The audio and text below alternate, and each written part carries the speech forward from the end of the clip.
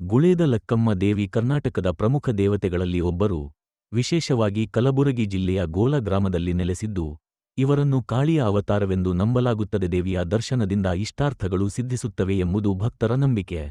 ದುತ್ತರಗಾನ್ವದಿಂದ ಆಗಮನ.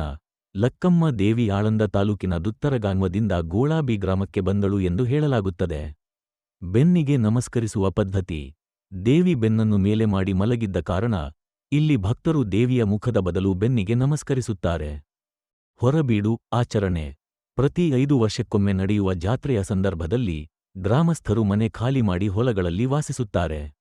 ಇದು ದುಷ್ಟ ಶಕ್ತಿಗಳನ್ನು ತೊಲಗಿಸಲು ನಡೆಸುವ ಆಚರಣೆಯಾಗಿದೆ. ದೀಪಾವಳಿ ನಂತರ ಪಂಚಮಿಯಂದು ಜಾತ್ರೆ ನಡೆಯುತ್ತದೆ. ಚಪ್ಪಲಿ ಹರಕೆ.